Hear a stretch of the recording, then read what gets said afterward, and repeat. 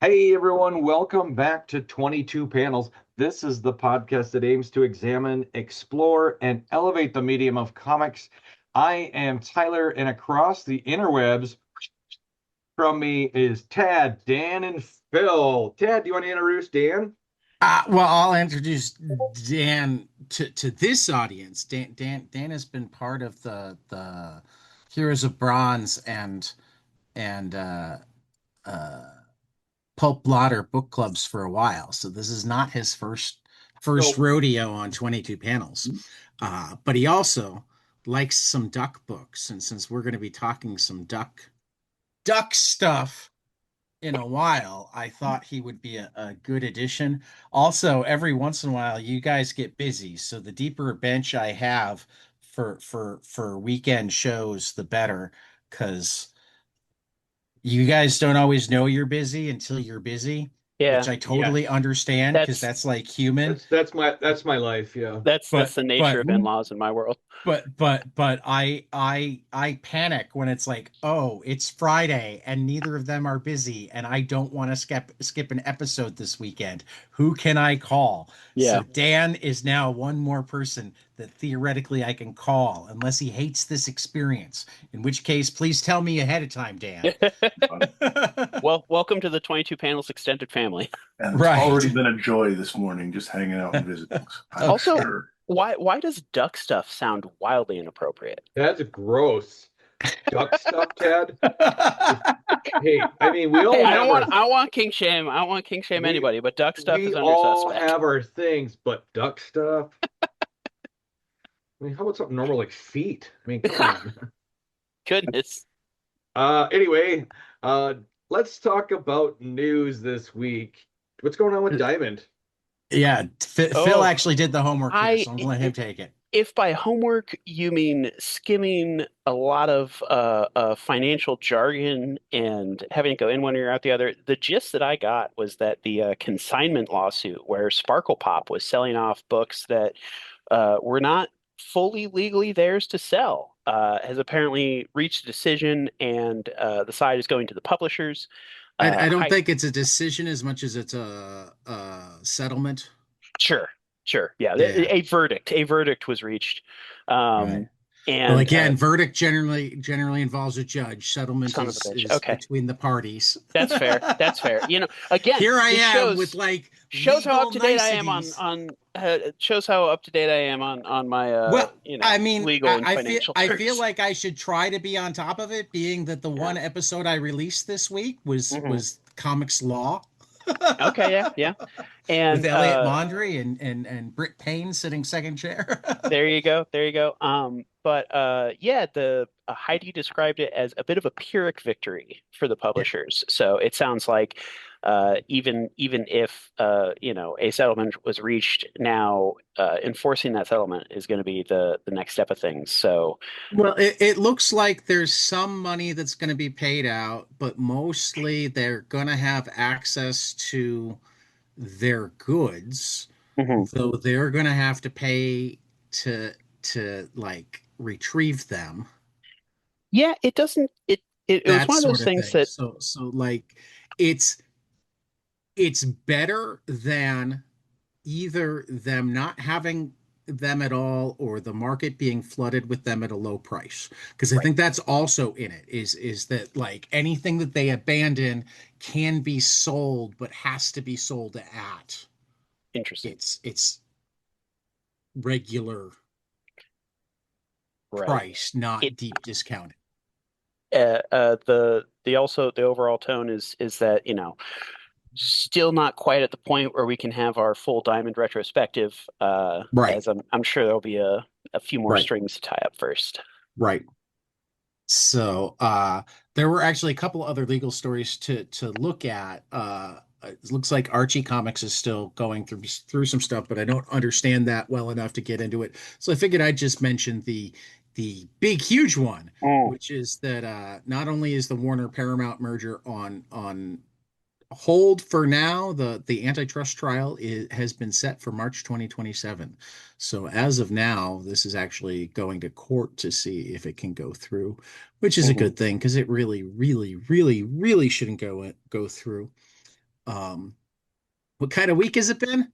Well, turns out we're running out of smart bombs, which Yay! which, I mean, Yeah, yes. that's hence the sarcastic, Yeah. facetious yay. Yeah, So yeah. Superman's been disarming them? Is that Yeah, it? Is that why like they're going away? has the president all pissy with Hegseth?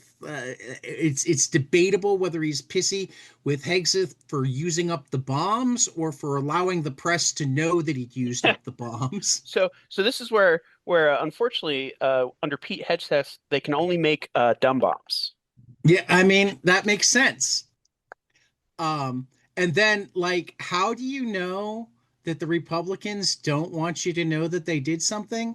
They had their attorney general confirmation vote at 4 a.m. on a Saturday morning. Wow. Yeah, that's news for only the most dedicated, that's for sure. Todd Blanche is officially attorney general. God help us all. As of 4 a.m. yesterday morning. I got to say, Oh, this Congress good. has gotten really good at middle of the night votes on things that they don't want people paying attention to. Hmm. Um, this is one of the weeks where I can't rant. I just have to laugh. Dan, you want to rant? You have any rants? I have a lot of rants, but I don't know that'll get us anywhere either. I am in agreement with all your rants, and would like to throttle many people in the All I West have the Virginia. energy to do. I mean, like, who was it? Was it Tom Tillis that was crying over his vote? It's like, dude, if it's that hard, if it hurts you that much, vote no. Yep, pretty much. Pretty much. A lot of people struggling to find a spine, I imagine. But So anyway, let's get into initial order comics for August 27th. Uh, I can't believe I'm bringing this one up, but I learned with Archie versus Predator that you can't just ignore books like this. We have Archie versus Terminator, #1 from Rory McConville, Stephen Butler, and Lily Butler at Dynamite. Final order cutoff of September 14th. In stores October 7th. The crossover no one saw coming is here. When a teenage John Connor enrolls at Riverdale High, Archie and the gang soon find themselves in the crosshairs of a Terminator. I'm Wow. telling you, I can see it now. Archie versus Terminator versus Predator. versus aliens. You got to get those Oh in there yeah, too. I mean eventually. Little Johnny Connor goes to Riverdale. That's awesome. Right, Gosh, right. I'd love to see his like war-hardened thousand-yard stare drawn in Archie Yep. I style. mean, Yep. I will almost certainly be reading it just because I have finally What was been the hooked into, oh, there are good things in Archie, and B, again, like I made fun of Archie versus Predator for so long, and then I read it and I yes. went, fuck, Yep. And this then is so good. could you imagine John Furlong, right, from Terminator 2, where he's at school at Riverdale with Archie? That's just what I'm picturing in my head. Yep, yep, more or less. Okay, guys, let's move on. Well, Coffin Girl. Oh, that's you. Coffin You're Girl, that is Coffin me. Girl. Sorry, I didn't know if I heard the final word cut off on that one was September Yeah, no, I 14th. actually said it Oh, before you I did? read. Yeah, Okay. yeah. Final There order we go. cutoff of September 14th, which is my son's Yep. birthday, There you and go. in stores October 7th. All right. Next up, we've got Coffin Girls #1 from Joseph Schmalke at Midnight Factory Massive, New Orleans, 1732. Three women arrive against their will. The city has no idea what it has brought in.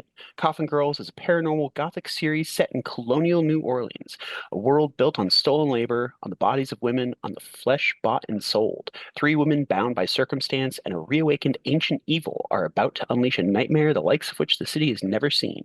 Presented as a stunning flip book in black and white and pink. Side A, written and illustrated by Joseph Schmalke. Side B, written and illustrated by Megan Hutchinson. It's going to have a final order cutoff of August 31st, in stores October 14th. I do like me a flip book. Oh, yeah. That's definitely a selling point. Exactly. Definitely a selling point. Demon #1 from James Herron. The world is infested with a darkness it cannot see. Beasts from hell feast on humanity's soul. Enter Jason Blood, a man alive too long, witness to centuries of hell's victories.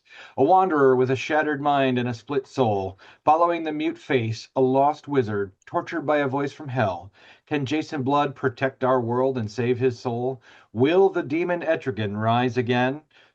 I don't need to read that part. This is going to be final order cutoff of September 14th and in shops October 7th. Thank you, Tad, for editing that. All right. Dun, dun, dun. All right. Flux House presents number one. Matt Kent, Brian Hurt, David Lapham.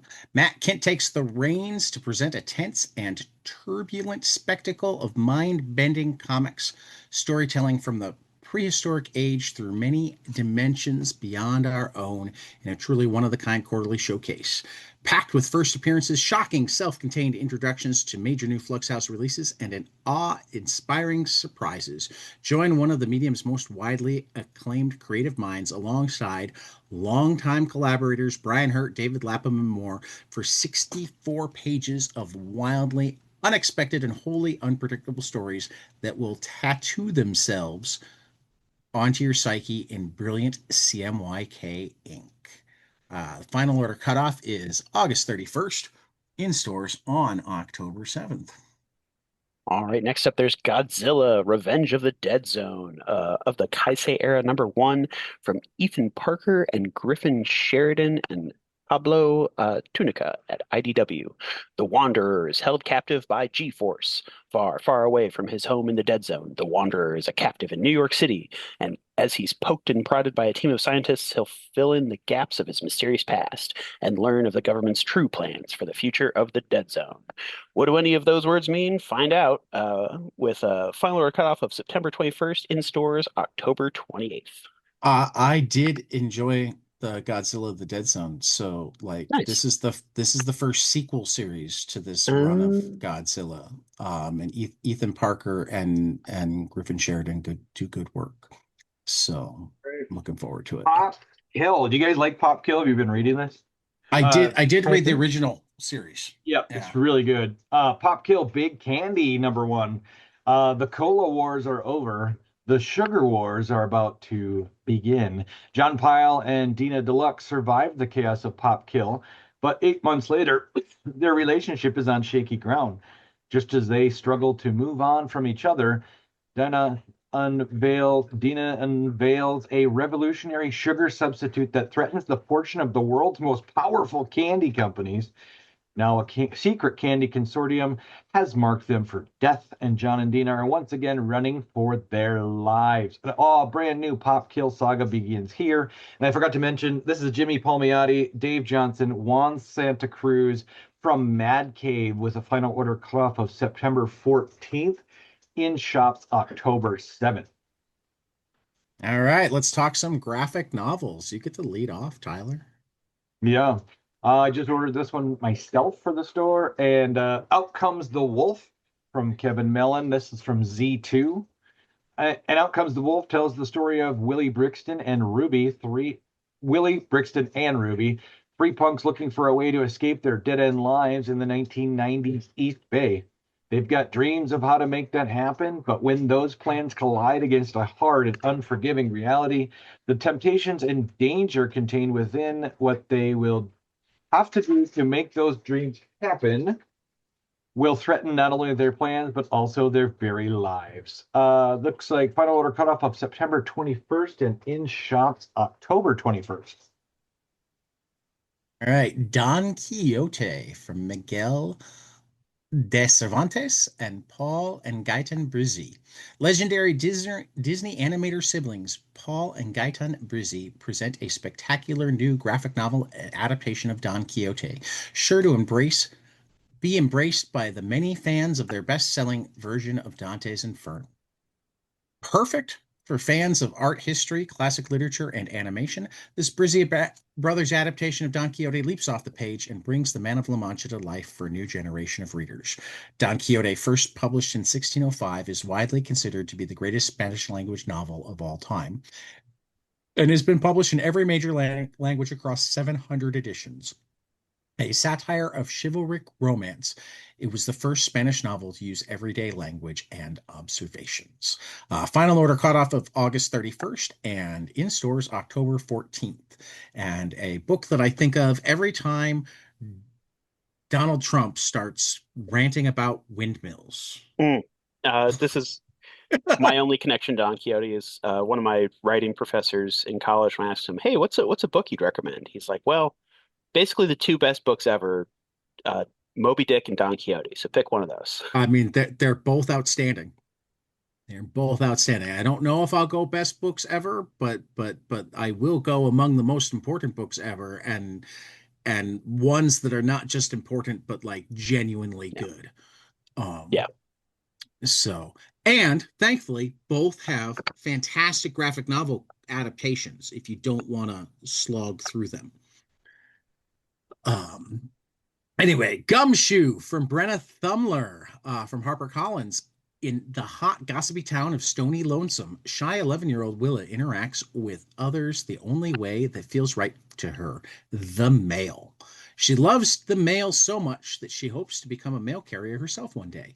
But her dreams of delivering birthday cards, thank you notes, and love letters come crashing down when she's mistaken for the notorious Two Gum Tilly, a bandit rumored to be stealing mail for as long as folks can recall.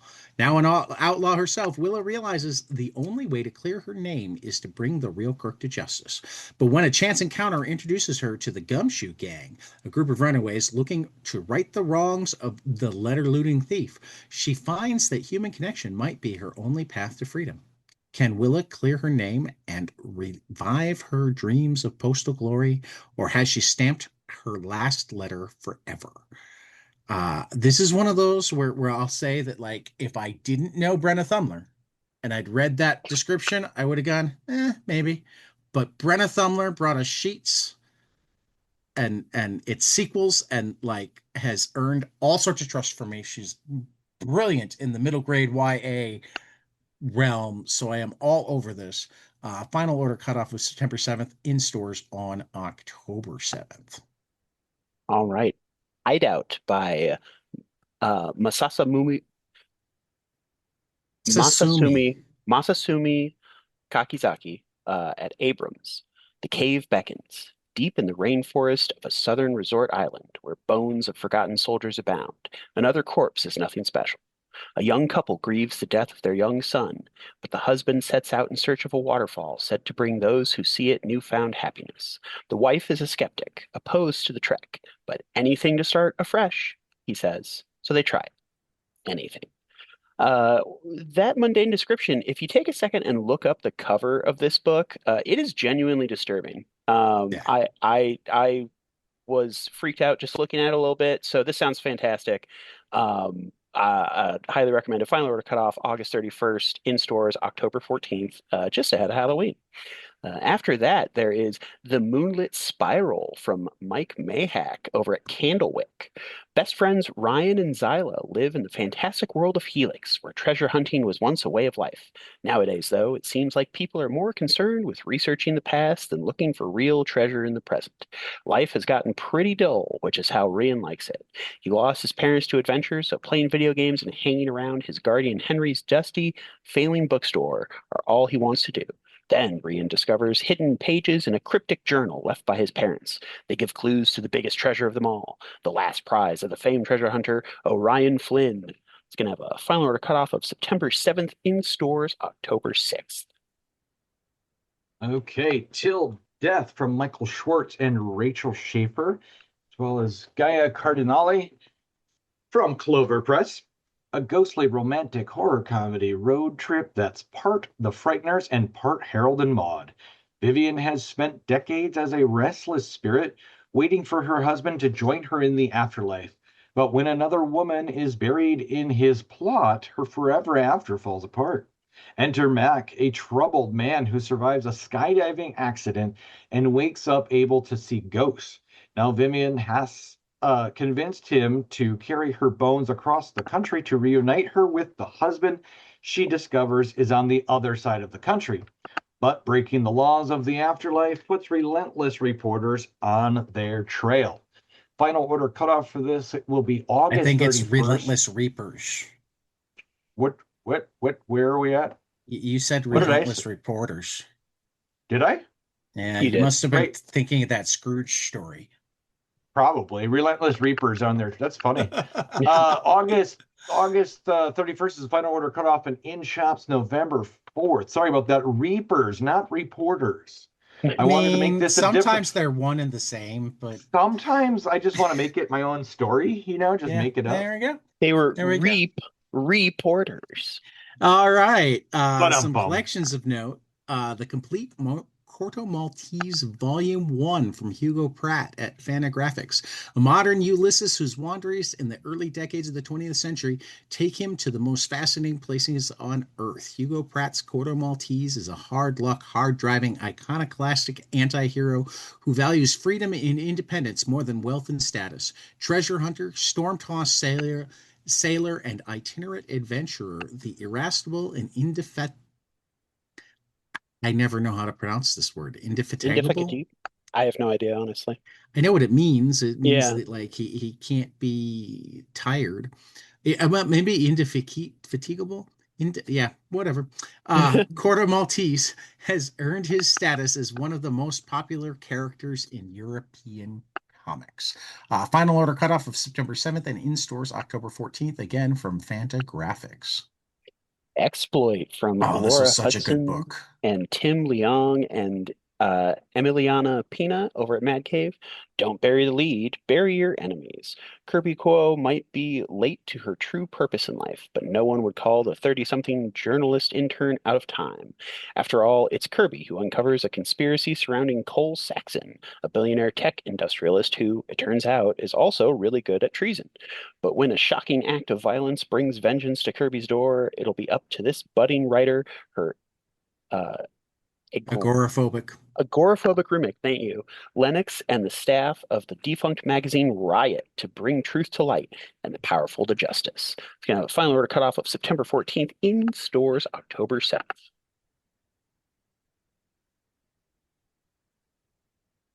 Sorry about that. Checking a weird text that I just got. Okay. Remind the complete saga. Was it from a Jason. Nigerian prince? No. You should delete it if it was from a Nigerian prince. Remind the complete saga, Jason Brubaker from Titan. Let's see here. This beautifully produced deluxe graphic novel collects the beloved all ages sci-fi webcomic adventure into one stunning, oversized volume featuring brand new cover art and exclusive bonus material. Sonia is a lighthouse keeper, a gifted mechanic, and an inventor. She lives a quiet life on a remote island with her cat, Victuals? When Victuals vanishes without... Vittles. That is Vittles with a C? It is. Okay. Vittles vanishes without explanation and then unexpectedly returns. Something has changed. The cat now carries the brain of a strange, intelligent lizard creature from a hidden underwater kingdom. I almost said underwear kingdom. That would have been funny. What follows is a mystery. What follows is a mystery that spirals from the intimate. A girl trying to understand what happened to her companion into something far larger. A conflict involving brain transplantation experiments, an ancient civilization of lizard men living beneath the sea, and the dangerous ambitions of those who wield unchecked power. Sonia must navigate a world she didn't know existed, protect the people she loves, and confront questions about faith, loyalty, and what it means to truly know someone. This has a final order cutoff of September 21st and will be in shops October 14th. All right. Phil, you want to roll the final order cutoffs again? It's Sure. a shorter list this time. All right, final order cutoff for Monday, August 17th. Decidium Volume 1 returned from Ram V. Evan Cagle at Image in store September 23rd. Feeling like an ADHD alien from Pina Varnell, Penguin. Don't have in-store date I there. neglected the date there. Sorry. Oh, mystery order. Ghost of a Ghost #1 from Mike Mignola, Chris Robertson, and Michael Avon Oming and Taki Sohm over at Dark Horse in store September 23rd. The Carmen Blade #1 from Darcy Van Polgeest and Ian Bertram at Image in store September 9th. Lancer #1 from Mike Costa, Jake Baker at Bad Idea in store September 16th. The Mess from Noah Van Sciver at Fantagraphics in store September 30th. Murder School from Paul B. Rainey at Drawn and Quarterly in store September 15th. Star Trek 2026 from Christopher Cantwell, Dennis Menhiri at IDW in store September 23rd. The Terrific Teacups from Rick Remender and Farrell Darlinpole at Image in store December 30th, and Yuri Tumka and the Devils, another story from Lands Unknown from Mike Mignola and Dave Stewart and Clem Robbins over at Dark Horse in stores November 17th, and that Feeling Like an ADHD Alien is going to be in stores September 15th. Not much in the way of crowdfunding. No, this no. week. Right now, there are actually no crowdfunding that we are currently backing that are live. We need to refresh our radar, I think. No, I actually did refresh our radar. Okay, There are a bunch on the horizon, but the only two that I'm going to talk about yet, because they're either friends of the podcast or we've already had them on. Tezuka got a manga. Jason Cohn, the documentary on Tezuka, is still launching soon, though I think it's super soon because I just got another email about its imminent launch. And Death of the Comics Bookcase, The Reign of the Comics Bookcases from Zach Acquaintance is also launching soon on Kickstarter. Tyler, you want to talk some Humble Bundles? Yeah, I'm actually looking. Is this one still live for the Clip Studio? It is. It got extended. I'm looking for it right now. But anyway, Clip Studio Creative Collection. Oh, I just lost my screen. Clip Studio Creative Collection, Paint, Draw, and Animate. You get 10 items for $25. This is a hell of a deal, you guys. This is for going to Donors Choose, and it's been extended to August 19th. So if you've ever had any interest in doing comic books or playing around with the software or whatever, this is a great deal for this. And I believe you get a year. A year, right? A year subscription to the main program, but then just a massive set of brushes and over 1,000 assets. It's incredible. Yeah. Yep. 200 brushes, 200 superhero brushes, 100 comic brushes, 100 3D models, 100 3D poses, 200 speech bubbles, 100 comic and manga panels, and then 40 storyboard assets, as well as the Moho debut, which is the 2D animation studio that they do. So yeah. After that, the Blade Runner collection from Titan Alcon is $18, and with that you get 17 items, which is actually way more than 17 items. I mean, it's 17 graphic novels. Yeah. But it's just awesome. So if you're a Blade fan, get on that. That is going to the direct relief emergency medical charities, and that's been extended till August 13th. I've been buying a lot of those over the last few years. I actually really enjoy the Titan Blade Runner stuff. It's actually been pretty good. Oh, I said Blade, didn't I? Blade Runner. Where's our Blade Runner crossover? Come on. Vampire Replicants. It should just be Blade/Runner rather than having it be Blade Runner. The Humanoids Mega Bundle. This one is awesome. Universes Unbound Part 1. $20, 151 volumes of things.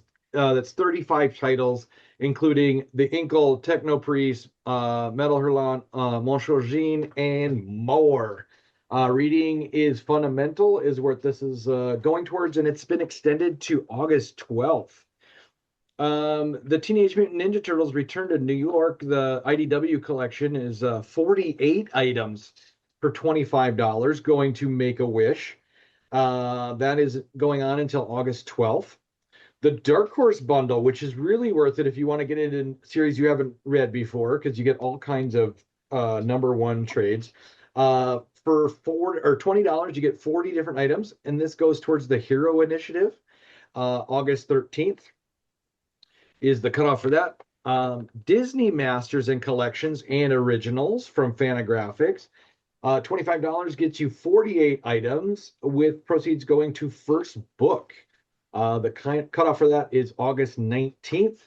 And that's the one that we're going to explore for the next couple of weeks on these episodes. Yes.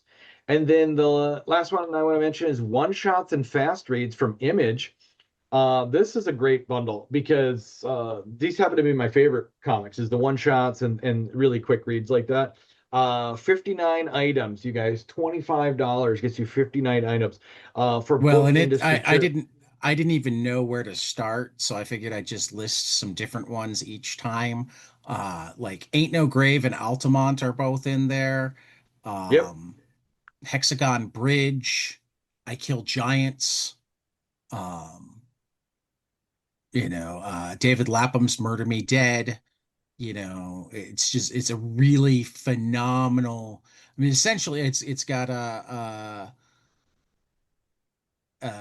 Tyler Boss's You'll Do Bad Things.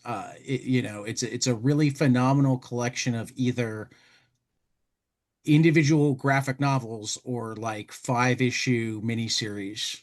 Yep. Type stuff. It's great. I'm looking at it right now. I'm probably going to buy it this afternoon. But we talked about it recently. It's got Step by Bloody Step. Yep. Nice. Yep. That will be going to the Book Industry Charitable Foundation, and we've got about 19 days left of it. August 25th. Oh, there's less. 16 days and 5 hours. 16 days. August 25th. Get in there. That's probably one of the best ones, in my opinion. Yeah. No, it's a very nice one. Tad, 3 amazing new books. It's finally in stores. I've been talking about it forever because it's amazing. Islands in the Sky, A People's History of Hurricane Helene, in which actual survivors worked with comics legends Brian Michael Bendis, Matt Fraction, Steve Orlando, Gene Lewin Yang, Josh Adams, Valentine Delandro, June Kim, Nate Powell, Jarrett Rutland, all put together by Andrew Iden and Appalachia Comics Project / Good Trouble to tell us, kind of the on the ground view of Hurricane Helene. It's just an absolutely outstanding collection. I loved it. Then we had Endeavor #3 from Stephanie Phillips and Mark Laming, wrapping up this seafaring kind of Lord of the Flies-ish story at Distillery. I enjoyed that. And Zach Kaplan and John J. Pearson are back at it with the Smart Division #1 at Dark Horse.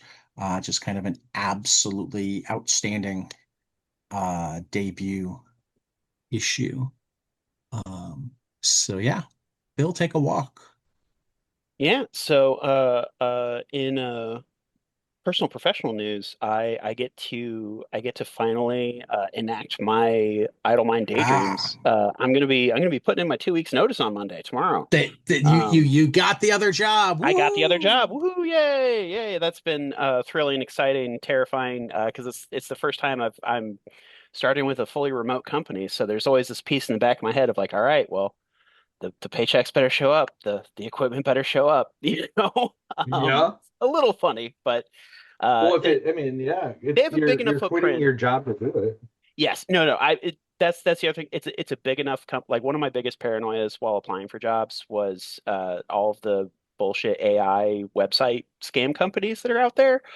So one of the reasons why I applied to this one was that their website looked actually crafted by human people and had enough information about the business they do to convince me that, hey, this is a real business. This is not just some kind of shenanigans. And in reading news, comics adjacent, I'd heard the term visual novel around on the internet for a while, but this is the first time I am reading / playing one called Citizen Sleeper. Okay. It's really good. It's actually a game that I think you would appreciate, Tad, because it's very text based. I know a you know lot of it. No, I don't know of that one, but I know a lot of creators that are into like the visual novel games. Yeah, I've So heard I've a lot got of them. kind of a handful that I actually kind of watch for bundles on Humble Bundle sometimes. Okay. If Um, you well, I did pick up the 1 and 2 on sale, so together it was like $20 for both of them. But right. it's See, I play so few video games other yeah, than baseball that like I try to pay $20 for like hundreds of dollars worth of games. right, yeah. Well, I was gonna say the thing that's really interesting about this one is you play as what's known as a sleeper, which is the copy of a human consciousness in a machine body, because your human self sold their physical body to pay off some sort of debt, and their consciousness was copied into this worker body, and now they're on the run and escaping. I've been picking. The reason I say I think you'd be interested in it is that both mechanics and story, I feel like, use this experience of, hey, you're not quite a human, but you still have Right. to live amongst humans as like a metaphor for autism. And Yeah, the no, set, no, yeah, I wasn't saying no. right, right. I was just I'm selling it, explaining how Ted. I often do it. Yeah, I yeah. mean, like I'm glancing right now at the unhinged indie anthology Oh, nice. available at Humble Bundle where you get 11 games for $12. That's pretty good. That's a good haul for that. You But yeah, know, so those have been fun. So And with a and and visual novel, is that like a choose your own adventure book, or are you still actually doing kind game of. elements? so it's on the Switch. That's how I'm playing it. So it's a game. Yeah. Um, there's this one has minimal animations, so usually you're just choosing between icons for different actions, or you have like there's like an action economy and resource management aspect to it, but the story is told to you through reading prose. So you're reading text descriptions. Usually when characters show up, there's just one static image for them, like one drawing. Uh, for the conversation that's taking place. So yeah, it was one of those things when I first heard the term, I was like, visual novel. That sounds like a you know a lesser version of the graphic novel. But now actually playing this one, like, okay, there's a little bit of mechanics to go on. Um, there's the storytelling is, I think, really evocative. It's one of those things where, yeah, I was definitely a little bit suspicious before trying it for myself, but I'm enjoying this one. I think a lot of them tend to be dating sims, romantic things, like basically an interactive novel where you can choose the romance options. But this one is much less that way and more just, do you want to gather parts for this mercenary, or do you want to go grow some strange mushrooms and figure out what's going on in the biosphere, so yeah, it's really interesting. In the One Piece race, I see you are still becalmed. I'm still becalmed at That's 700. okay. In my wait between volumes of Pun Pun, I actually saw a post about this and then picked up volume one. It's a series called Smoking Behind the Supermarket with You. The gist is that there's an overworked salaryman who goes to this convenience store and has like a so far platonic crush on one of the cashiers there. And then, one day she's not there. He gets invited to smoke a cigarette behind the store with this mysterious and tough girl, who is actually the same girl that he has the little crush on, but he just can't tell the difference between when she's in customer service mode and not in customer service mode. So that's where the humor is coming from. Of she's like, he is so dense that he doesn't recognize me between the two attitudes. So it's fun. It's fun and it's funny. Sounds fun. Yeah. That's awesome. It's Yeah. by I'll have Junichi that. or Janushi. There we Janusha. go. Janushi. All right. We'll Yeah. have Now it's duck time. we'll have to, All to right. keep an eye out for that. But now duck time. So this is what we invited Dan to join us for, because he like I has been a fan of ducks and Carl Barks in particular for a long time, whereas uh, Tyler and Phil have more. Oh, Tad likes duck books. Maybe Disney comics don't suck, and like I think Tyler was actually slightly more excited because he'd already been through we finally read some Archie comics, and oh my God, Archie comics are actually good. hmm But Which Phil, Archie did you guys read? Oh, we used Dan Parent and Tom King's um advised reading list at the back of Archie the Decision. So, Oh, we read like Married Life with Archie, and we read Afterlife with Archie, and we read Archie versus Predator, and a lot of the newer stuff. well, we also read like Parent picked out more individual stories from the past, but I can't remember individual story names. You know. Yeah. Hmm. Just individual stories from various digests over the years. Right, Yeah. right. So I mean, we actually had to do some digging for some of our stuff, but we used their thing as a roadmap. And actually, Tyler, another thing for us to think about, at the back of Jughead's Pie-Mageddon this week, Dan Parent had a list, and Tom Yep. King's 12-year-old son had a list. Interesting. That, yeah. I'll have to look at that because I have it on my shelf. So we might have to go explore some Jughead sometime soon with their help. I'm also looking forward to one of the first Oni. Um, Oh yeah, the Fabio Moon Archie. well, yeah, there will be the Fabio Moon Archie, but one of the first Oni collected releases is going to be The Decision, plus a selection of older stuff curated by Tom and Dan. So Okay. like there's I forget if it's hard or soft cover, but there's a Archie collection coming out in I think October that was curated by Tom King and Dan Parent. So The Decision, is that the Mark Waid series from back? no, The Decision was the Tom King one shot. Okay. The first Tom King Archie comic, the second one being Jughead Pie-Mageddon, which came out this week. Okay. And Um, I read and then I got for my daughter the Mark Waid series back yeah, probably about 8, 10 years ago, and she actually yeah, really enjoyed those. yeah, So and well, he started with Fiona Staples, so Yeah, yeah. that always helps. um, but before we get into favorite stories, I wanted to get first impressions from Tyler and Phil. Like you grew up on DuckTales and Disney Afternoon and whatnot, so you're not unaware of what kind of Disney storytelling can happen. But how did you feel like actually finally reading some Disney comics? Well, I mean, obviously, it's pretty cool to see where the Disney afternoon, and specifically DuckTales, wouldn't have happened without Carl Barks, right? Without his invention of the event, like Scrooge kind of like influencing George Lucas in a way, with Indiana Jones and Han Well, I mean, Solo a little I bit. loved that you literally had the boulder. Hmm. Yeah. The boulder Yep. originated in Carl Barks, not Yes. Yeah. Raiders of That's the what I'm Lost saying. Ark. Like, yeah, not the, yep. And Lucas said so. Yeah, and Steven Spielberg too, like this sense of adventure that's like Scrooge goes on most of the time, but uh I just think it's really awesome to see the source material really.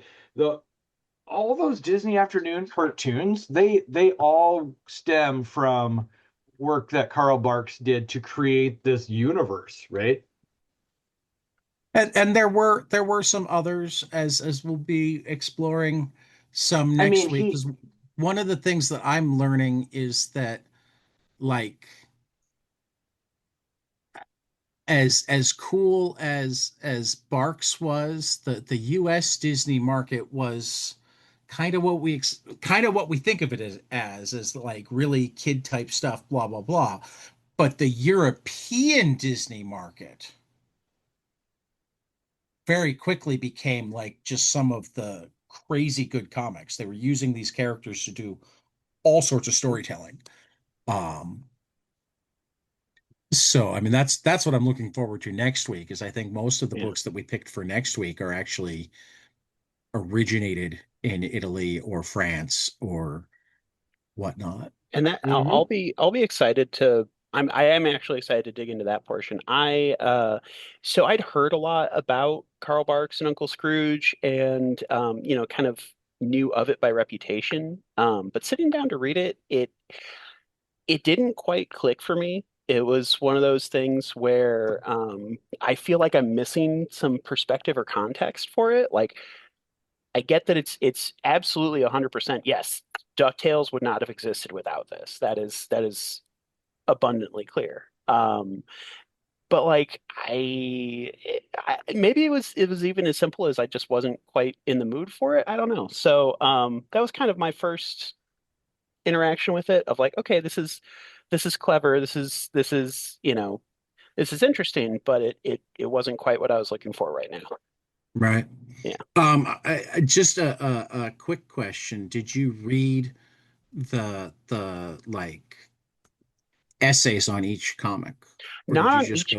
go? I did read a couple of them, and so Okay. it was one of those things where I'm like, okay, I'm getting more perspective on this, and even in certain stories like the one where he makes the 16 gadillion dollar quarter or whatnot. It's like, okay, I get that this is you know very subtle and interesting critique of billionaires and rich people's behavior and market manipulation and all of those things. It just it wasn't quite coalescing for me, That's fair.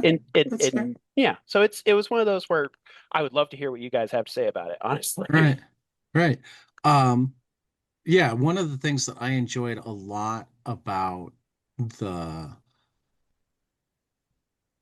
the essays is that they would remind me of when the stories were being written, Hmm. because a lot of the times I'd enjoy them, but I'd enjoy them as I'd enjoy a lot of things that are written now.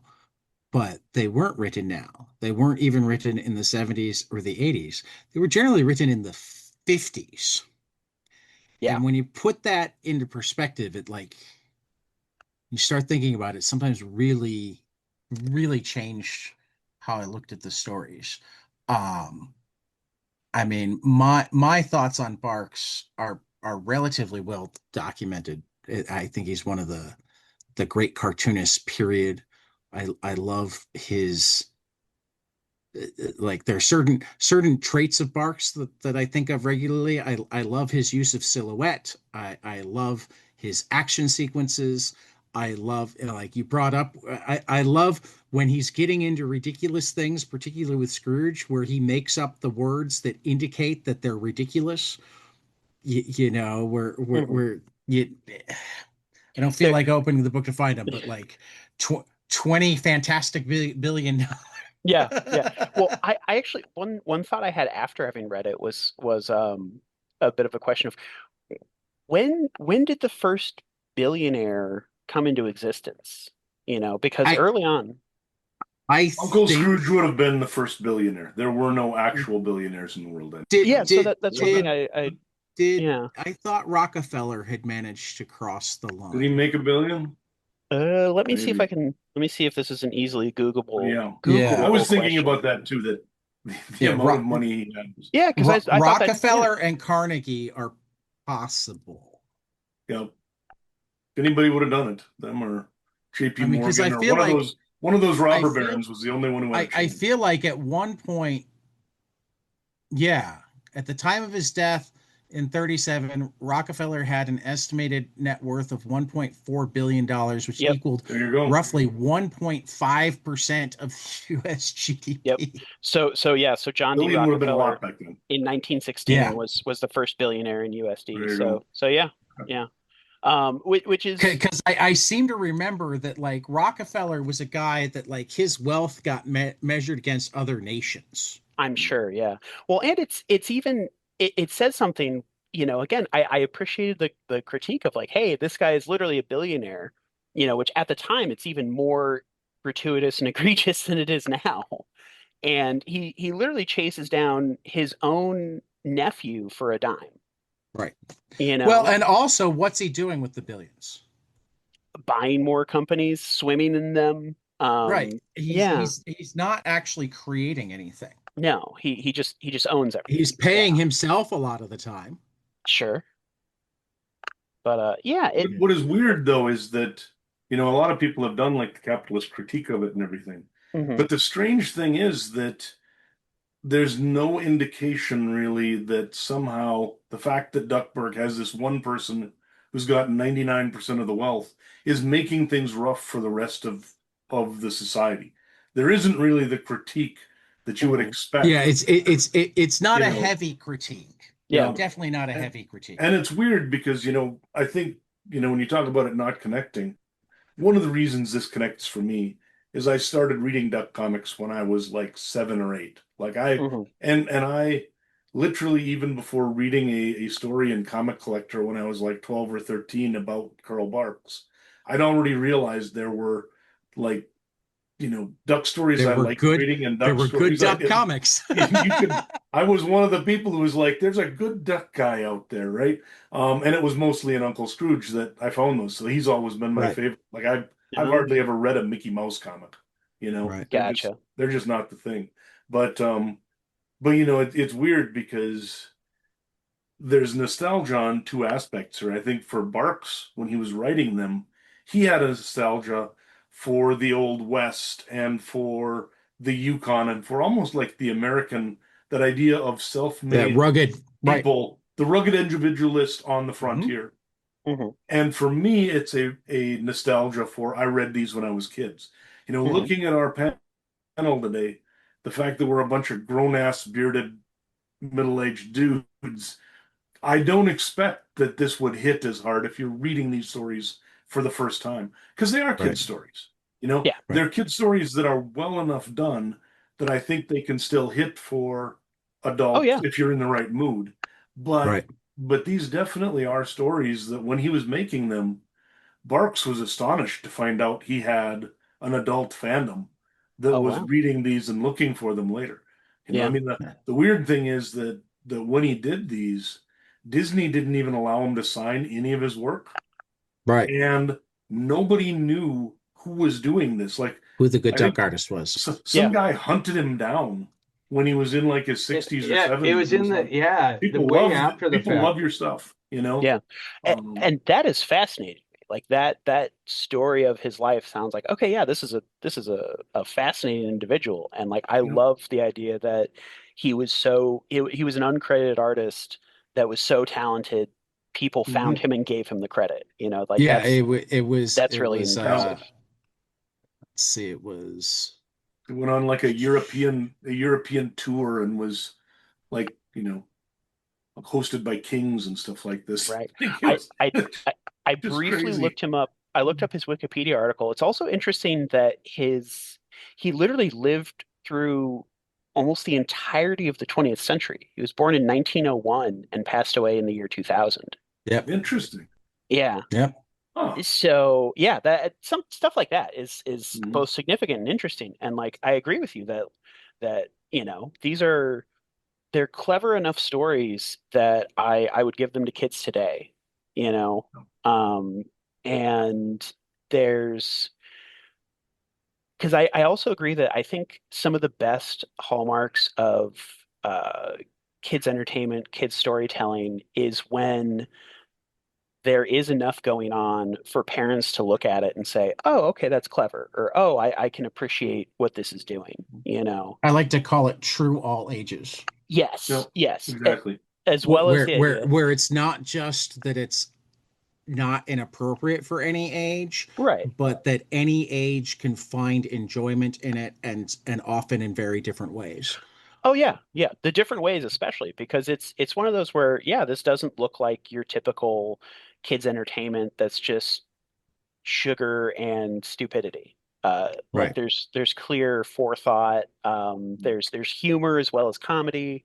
I definitely appreciated in the story I put down the scene where Donald is trying to push Scrooge up a hill, saying, "You got to go in there, man." And then Right. next panel, Scrooge is pushing Donald, like, "No, no, no, you Right. got to go in there, man." Right. And I remember that bit from cartoons. But I also I like, and it's very subtle, but I love how Scrooge is the he's the Indiana Jones-ish adventurer, like treasure hunter, etc., except it is actually made clear that that's not why he's rich. It Right. might be how he got his stake, but it's not why he's rich. He's rich because he buys out things and then is chintzy. I mean, look how Yeah. I mean, like it's Well, and it's he inherited the regularly wealth. well, no, he didn't inherit the wealth. because it actually there's talk of like his It clan is self-made. completely crashed, and then I mean that's why they keep going back to the Yukon. Okay. There's actually a story that gets made later called The Life and Times of Scrooge Times McDuck that by actually Don goes Rose. through and does kind of Right. it's done by Don Rosa later, but it gives Right. his life history. And he starts out, as like a poor prospector. And But but again, like there's something to be said for the way that it emphasizes the way he uses his money to make money, and that part of the way he does that is by paying his labor, even when it's family, Mhm. very poorly. Right. You Right. know, so it's not so heavy-handed that you can't do it in a comic book, Yeah. but like there is a certain amount of criticism of both the American dream and our version of capitalism Yeah. going on, at least enough to make a 5 or 6 year old ask some difficult questions. Right. Right. You know, it is I mean, weird you say that though, actually, because there was actually the first work I think that did like an analysis of the ducks was actually written when Pinochet was coming to power in Wow. in Chile, and it was by a couple of academics who were looking at duck comics Uh-huh. and looked at them as sort of a capitalist imposition on Hmm. the youth of Chile, trying Wow. to like mess with their minds. The problem was these people did not know the whole it's written by a bunch of different people.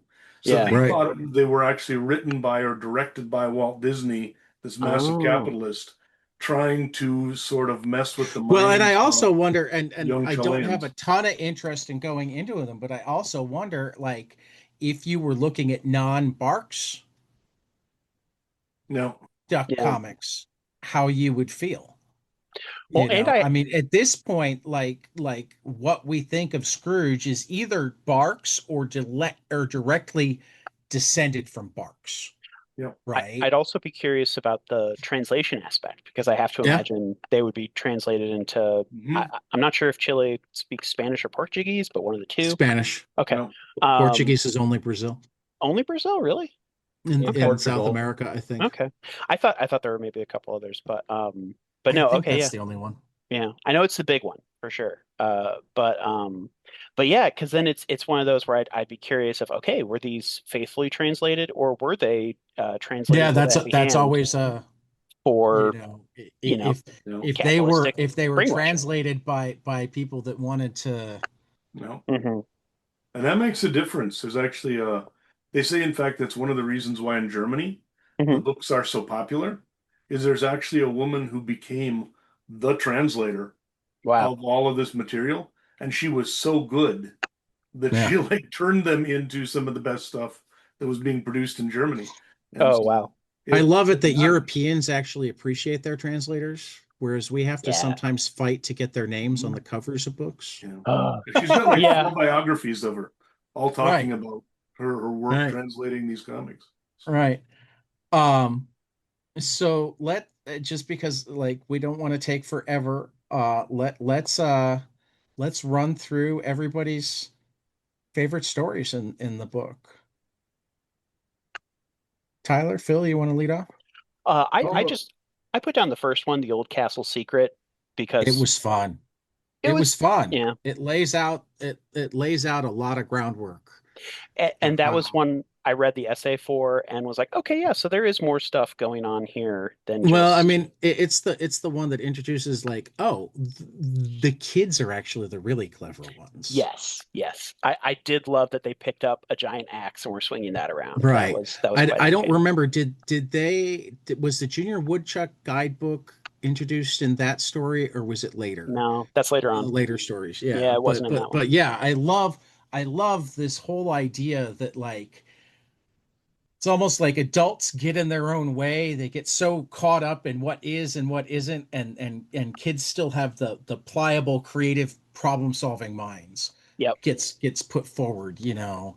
Yeah. I need to read more Barks biography type stuff because I'd be curious to find out how much of this was intentional and how much of this just kind of came out um there seems to be some indication that he did some research, Mhm. etc. But like, I wonder how much of the research was topical research and how much of it was like character research, because like Huey, Dewey, and Louie really do read like relatively bright kids with the resources to learn things who haven't been shackled by assumptions. Right. Um, and in that way, it's a little bit indictment of the education system as well. Although I have to imagine that's probably more in hindsight, because I would hope that the education system was still halfway decent, but you The never know. education system has been dealing with kind of the same problems for more than 100 years. Okay. The whole idea, I mean, this is a whole other episode that we could have, but building a mass education system is not an easy thing. Right. And on top of that, we haven't been good at going, oh, this works and this doesn't, let's change this. We've much more wanted to go either everything's good, we just need to do it better, or everything sucks, we need to tear it down and start over, Yeah. rather than ever asking the question of, well, what do we want the education system to do? Mhm. You ask 100 policymakers or even 100 educators what the purpose of public education is, and you're going to get at least 50 answers. Oh yeah. And if you don't even know what you're trying to attain, Mm-hmm. And there's putting no way you're together going a to do good it. system to do it is not Exactly. Yeah, you're not going to get there right. by accident. Right. But, yeah. Tyler, So, what was your favorite story though? The Homer one, based on it's fun. yeah, what was it called? Hold on, I'm on it right now. But it's the one that's based on the Odyssey, or the Iliad, I should say, where Okay. Horsing around with history. Yeah, horsing around with history, right? And it's apropos because we have the Odyssey movie that's out right now, and so I thought I started with this one, and I jumped around when I read through this thing on which ones I wanted to read. And yeah, this was the best one, in my opinion, because Oh, it was like I said, fun. the historical context, of it Oh really yeah. interests me. Because especially when like Scrooge is like, "Come on, boys, we're going to Troy," and they're like, "What?" I'd also be curious how common referencing classic stories in kids entertainment was at the time, because I it's don't know. something that happens quite often now. But I think like we really talk about, what's great about Karl Barks though is that Mhm. he didn't dumb it down. Like if you read this, like Mhm. if you don't know the Homer sagas, like this isn't going to like Nope, you got dumb to it go learn down them. kid for you got to Right. go know what they're talking about. You know what I Right. mean? But the story itself still stands, Yes, which is yes. an even cooler loophole, or not loophole.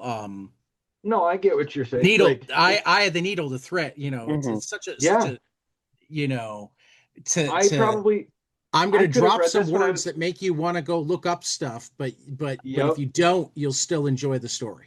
Mhm. Yeah, when I was a kid, if I would have read this, I would have gone to my mom, "Hey, where's Troy?" Or, "Hey, Right. what Who's is this Circe? wooden Right. what's this wooden What's horse about? What's, Mhm. so I would have, and then that would have led me on to another discovery. Um, so I really enjoyed it, but I really enjoy those works in general, Greek mythology. So it was just fun. Dan, you picked a good one. yeah, this actually is one of my favorite Scrooge stories of all time. The one north of the Yukon where a chiseler attempts to get Scrooge's fortune by sort of trying to cash in an IOU that Scrooge had already paid back. He has to go all the way up there, loses it, and then ends up on a dog sled with this sort of past his prime dog that's trying Based to off of get him Balto, where he needs to go. Yep. that I And didn't realize was a real thing. I thought it was just a future Disney movie. I That's did not even a too. Disney movie. That's a Don Bluth movie. Oh wow! Yeah, See, it's Don Bluth. Come on. Yeah. Rescuers Down so Under kind of thing. yeah. But I loved it because Rescuers it's was Disney. Mhm. yeah. Oh, what am I thinking? Fern Gully? I don't know, something like that. Yeah, yeah. Good Secret Lord. and Fern Inn. Anyway, Gully's a go on. classic. Sorry, Dan. I'm No, no worries. interrupting. Go on. But yeah, I love that one. Partly because of the fact that in the end he saves the dog instead of his Yeah. fortune and the like. Yeah. It's one of those that kind of helps humanize him. But and it's got the nostalgia thing. You know, and it helps kids again learn about some of that stuff from, what was the gold rush and all of this. I think it's another one that would encourage somebody to go and hit a history book and find out what's maybe going on around it. Um, it's weird, but I think if you haven't read a lot of Barks Ducks, for comics fans, it seems like And, you could almost and explain it now, like, no, oh, go go ahead. ahead, and then I'm going to Oh, jump in for a second. I was going to say it's weird because I think you can almost think of it like the difference between EC comics Mhm. in the late 40s and early 50s and everybody else's comics, Right. and kids comics in the 50s and Karl Barks's comics in the 50s. He was just that far ahead of everybody else. All right. So I need to make another quick correction on Balto. It is neither Don Bluth nor Disney. What? Uh-oh. Um, it was directed by Simon Wells. Executive producers included Steven Spielberg and Kathleen Kennedy, which almost makes me wonder how much there was a Barks influence on um just because, they were both also involved with Indiana Jones, and we already discussed that Barks had direct influences on Indiana Jones. Um, so yeah, that's fascinating. Trying to figure out which production company did Don Bluth, because I it's think it was on everything but, Don Bluth or Productions, not, right? He did his Universal. own. No, it was Universal Pictures, Amblin Oh, it's Entertainment. his distributor? No, again, Balto's just not Don Bluth. Yeah, so Oh, this one That's what I meant. was Amblin Entertainment, so it might have been that company, but Yeah, yeah, I don't see Don Bluth involved at all. It yeah, I does didn't see have him his too. feel. I wonder if Simon Wells did stuff with Don hey, Bluth. when I said Rescuers Down Under, what I really was thinking of was American Tail. Oh, okay. Yeah, There you go. yeah. Bible. Hey, Yeah. hey, the Bible, first yeah. credit for our friend Stefan Oh, Frank was on nice. American Tail too. No, really? That's Yeah, awesome. that was his first credit. Um, so we've got our American Tail connection. Yeah, Uh, that's no, it cool. doesn't look like Simon Wells did anything that I know was Don Bluth. He actually started as a storyboard artist on Aladdin. Interesting. I can weirdly feel that connection between Balto Yeah, and Aladdin. Yeah. yeah, Yeah, I can too. That's crazy. yeah. All right. Well, So, let's oh let's wait. see here. No, let me roll. I I was get gonna to say I was go. gonna move. I was gonna Yeah. move on to you. Yeah, that's what Yeah, I was yeah, I doing. get to go. I actually picked two, and they came back to back, and there's a reason that I picked the two. We can Um, pick two? I No, decided Dad. to. I Dad break my cheats. rules all the Here's the thing, time. You can Dan. pick two if you Dad want. cheats every I'm every shocked time. Tad picked 2 and not 3. It's I usually Uh, three, mean, three, I nine. see. originally I had picked one, and it was the Prize of Pizarro. But when Lucas came up, I threw 24 Karat Moon in two, because like Prize of Pizarro, why I picked it and why I love it is aside from the fact that it's just a great treasure hunting thing. Um, it's got one of the coolest conceits I've ever seen, which is Scrooge is never actually face to face or fully aware that there are people working against him. Hmm. And they are never 100% aware of who they're working against. Hmm. They only ever hear him. He never even hears or sees them. He assumes that it's all old booby traps or whatnot. So it's kind of cool to have two groups of people working opposed to each other, but never actually outright opposed to each other. Hmm. But then the reason I threw in the 24 Karat Moon as well has to do with like Lucas talking about like Pizarro had 3 different booby traps that he used in two in Raiders and one in Temple of Doom. But I'd actually started thinking about him in 24 Karat Moon when there was dogfighting in space. And it immediately made me think of X-Wing battles. And Interesting. 24 Karat Moon came out in 1958. We Yeah. hadn't even gone to the moon yet, much less started about having dogfights in space. Right? Yeah. And I think that's one of the things that is easy to like overlook reading Barks now is Mhm. how many of these things, if not being completely originated in Barks, were Mhm. certainly being brought to the masses for the first time in Barks. Right. He's so clearly both creative and well read and whatnot, and taking all of this stuff and managing to distill it in these like 8 to 20 page children's stories that are true all ages is like just really spectacular. Um, so yeah, that's why I picked the two. If I was picking one, it'd be Prize of Bizarro, but I picked them for essentially the same reason. Is like two of my favorite action adventure franchises of all time that started 20 plus years later, almost 30 years later. Um, you can draw a pretty direct line, and in one case, it's even a stated line. Um, So like it's this like obviously Carl Barks is responsible for the Disney afternoon without much work, but like the idea that Carl Barks could be as responsible for Indiana Jones as Robert E. Howard or H.R. who did the who wrote King Solomon's Mines. And you're supposed to Uh, know. Sure, I can't remember. that's The internet's for. H. Rider Haggard.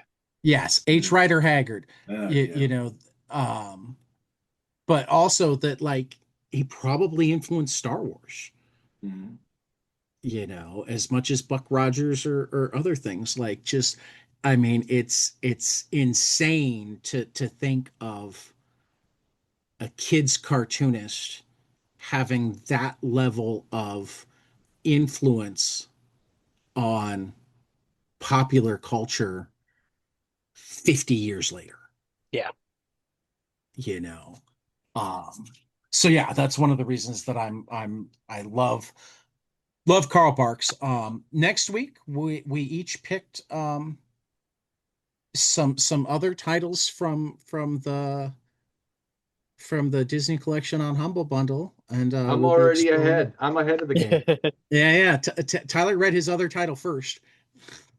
Yeah. Uh, so I think we'll be exploring some European stuff. We'll be explore. I mean, and that's another thing. I mean, I don't know if any of you have read any Umberto Eco. Um, I'm he's prob familiar with him. I haven't read his he, stuff though. he's probably most famous for The Name of the Rose. Hmm. Um, but there was a book, I always forget exactly, so let me make certain um make certain I have my title right. Uh, 'Cause I get two of them confused. If that's the one I'm thinking of, where the cover is like a guy in a diving suit, then The I'm only other one I've read, I think, is Foucault's Pendulum. So I'm not sure about the later ones. So yeah, I might be thinking of someone else though. Yeah, no, I just picked the wrong one. Oh, So it should be the other one. Dangerous clicking going about. Okay, so Click, click. he wrote a wonderful book called The Mysterious Flame of Queen Loana, um, which is described as uh, in this fascinating, abundant new novel, Yambo, a rare book dealer, has suffered a bizarre form of memory loss. He can remember every book he ever read, but nothing about his own life. In an effort to retrieve his past, he withdraws into his old family home and searches through boxes of old newspapers, comics, records, photo albums, and diaries kept in the attic. And so Yambo relives his youth through Mussolini, Catholic education, Josephine Baker, Flash Gordon, Fred Astaire. His memories run wild, and life races before his eyes, takes the form of a graphic novel. Yambo struggles through the flames to capture one simple, innocent image, that of his first love. And it was in there that like I discovered how much of a big thing like Italian Disney comics were. Mm. Because there was a fair amount of time spent with them. I'm like, oh, this is how like Barks gets referred to in the United States, but it's not referring to just Barks. It's referring to all sorts of people. Um, and I've always meant to dive more into, and I'm glad that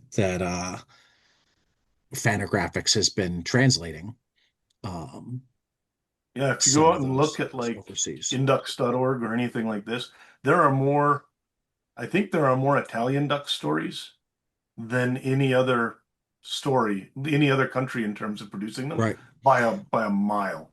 Well, it's kind of like I discovered when I was interviewing Jason that like Scandinavia loves Mhm. why can't I remember purple suit Purple Prince. Darkwing Duck? no, he's at Mad Cave now. It's not the The Phantom. Phantom? The Hmm. Phantom.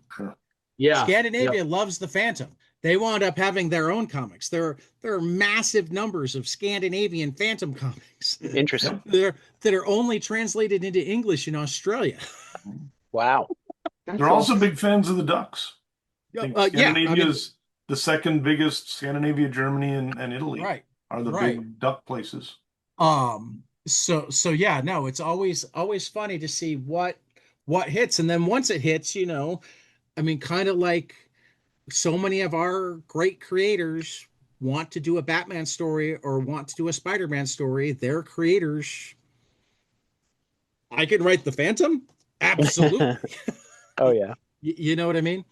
Mhm. Um, so anyway, 3 books I hope will be spectacular next week. First, the ones I know are spectacular. We've got Of the Earth #4 from Chris Condon, Andrew Eric, Charlie Adlard at Image Comics, Regicide #1 from Patrick Kindlon and Ludovic Laliette at Image Comics, Starhenge Book 2, A Kiss for Atticus #2 from Liam Sharp at Image Comics, and Yumi X #1 from Doug Wagner and Hoyt Silva at Image Comics.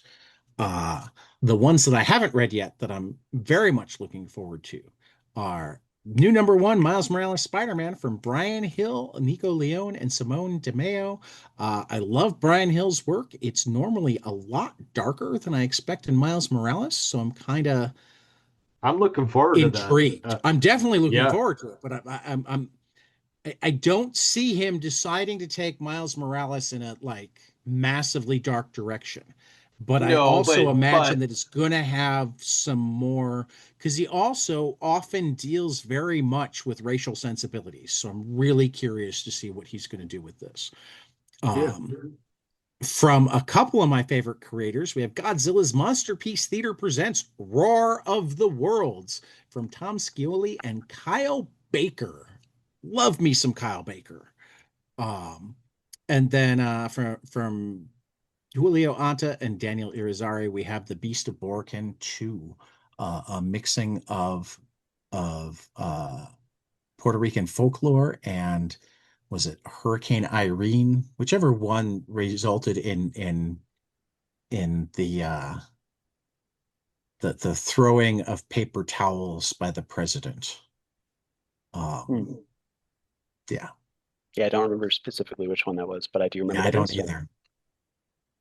either. It's sad when it all starts to like blur together Mhm. Phil, what's your all new giant size trade graphic novel pick? That's going to be The Forged, Volume 4 from Greg Rucka, Eric Troutman, Mike Henderson, Nolan Woodard, and Adriana Mayer over at Image Comics. That's going to be some battle suit in space faring adventures. Um, I am a little bit behind on the series. I think I've only read the first two, but it's it good. was It's really good. it was quite good. I read it in single issue form after having Mhm. reread the first three volumes. Yeah. So I am very much up to date and liked it a lot. Tyler or Dan, any other closing comments? No, but I'm really looking forward to next week's read. Like I said, to Yeah. talk about it. I was ready Mostly because you're today. ahead of the game. I know. Nope, that's He's about looking it. forward So to the fact that he doesn't have to read anything for next week because he did it already. I am ahead of the Just game, gotta fellas. just gotta keep it in your memory for that long. Right. Oh, I will. All right. Well, this has been fun. So all our listeners out there, we will catch you guys after the next page. See ya.